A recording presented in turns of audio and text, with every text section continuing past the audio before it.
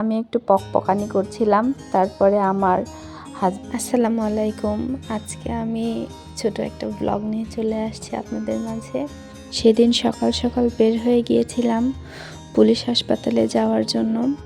সকাল সকাল পুলিশ হাসপাতালে চলে গিয়েছিলাম, প্রায় 7টার দিকেই পৌঁছে গিয়েছিলাম। সিরিয়ালের জন্য একটু সময় তো লাগেই, সেই সময়ের মধ্যে এই সুন্দর ফুলগুলোকে আমি ভিডিও করতে পেরেছি।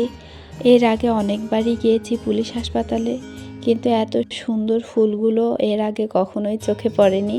সময় স্বল্পতার কারণে দ্রুত চলে আসতে হয়েছিল কাজ শেষ করেই। মাশাআল্লাহ, ফুলগুলো যে এত সুন্দরভাবে ফুটেছিল তা বলার মতো না, দেখতেই পাচ্ছেন। তো তারপরে আমার মেয়েটার ক্ষুধা পেয়ে গিয়েছিল। যেহেতু সকালে তেমন একটা নাস্তা করে আসা হয়নি, ভোরের দিকে প্ল্যান ছাড়াই চলে এসেছি, তো তাই ওর বাবা তার জন্য নুডলস নিয়ে আসলো। এদিকে নুডলস খুলতেই একটা বিড়াল চলে আসলো। আমার মেয়েটা বিড়াল অনেক পছন্দ করে, কিন্তু তারপরেও বিড়াল দেখে সে অনেক ভয় পায়। আমি টিস্যু পেপার দিয়ে তার উপর কিছু নুডলস খেতে দিয়েছিলাম। বিড়ালটা দেখলাম ক্ষুধার্ত ছিল, হয়তোবা এজন্য খাচ্ছিল। আমি বিড়ালটাকে যখন খেতে দিয়েছিলাম সেই ক্লিপটুকু নেওয়া হয়নি। এদিকে দেখি আমার মেয়েটা পা তুলে বসে আছে, বিড়ালকে দেখে ভয় পাচ্ছে। বিড়াল যদি তার পায়ে আঁচড় দেয় সেজন্য পাটা উঠিয়ে রেখেছে। এদিকে বিড়ালের সাথে আমি একটু পকপকানি করছিলাম। তারপরে আমার হাজব্যান্ডের টেস্টের জন্য রক্ত দেওয়ার সময় হয়ে এসেছিল।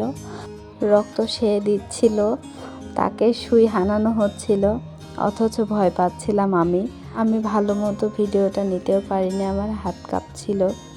তো যাই হোক, তার ব্লাড কালেকশনের পর্বটা শেষ হয়ে আমরা রওনা দিলাম আমাদের বাসার উদ্দেশ্যে। তো মাঝখানে আমার মেয়েটা যেহেতু ঘোড়া অনেক পছন্দ করে, এজন্য তার বাবা তাকে পুলিশ লাইনে ঘোড়া দেখাতে নিয়ে গেল।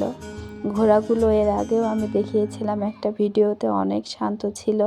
তবে সেই ভিডিওতে ঘোড়াগুলো আমাদের ইশারায় আমাদের কাছে এসে মাথা নুইয়ে দিচ্ছিল, কিন্তু সেদিন তারা খাওয়ায় ব্যস্ত ছিল, এজন্য আমার মেয়েটা ইশারা করছিল অনেকবার, কিন্তু তারা দেখেনি, ঘোড়াগুলো খাওয়াতেই ব্যস্ত ছিল।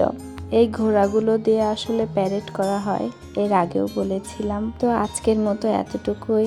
সবাই ভালো থাকবেন। আল্লাহ হাফেজ।